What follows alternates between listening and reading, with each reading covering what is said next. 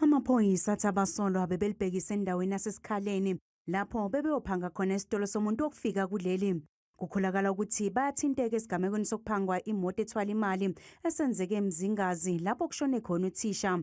Abasolwa abatholakale nesibhamu namathuluzi okugqekeza.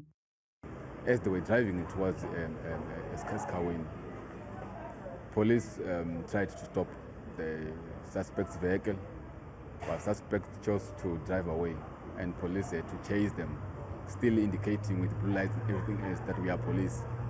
Then during that chase, suspects opened fire towards the police, and to neutralize the danger, police had to return fire.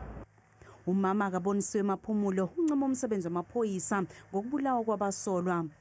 Ngiyabonga ubulungiso obenzekile ngomntana ngoba nami umntana bengithi uhambe emsebenzini uzobuya nakasabuya ngithi ngibonga kakhulu emaphoyiseni ngiyawancoma kakhulu isenzo sawo abasenzile ngoba isikhathi esiningi amaphoyisa amanye indaba akwazi ukwenza kahle umsebenzi kodwa lawa ngiyawabonga kakhulu ngoba ubulungiso ngilitholile ngengane yami uthi nabo bakuthole lakho kade bekwenza enganeni yami. Luyaqhubeka uphenyo ngabanye abasolwa ongenzeka ukuthi bayathinteka esigamekweni sokuphangwa kwemoto ethwala imali. As the police, we don't want to believe that those who are fatally wounded,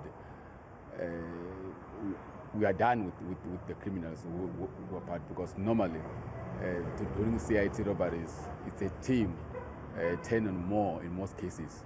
Amaphoyisa athi izibhamu ezitholakala endaweni yesigameko zisazoya kohlolwa ukuthola ukuthi abukho yini obunye ubugebengu ezisetshenziswe kubo.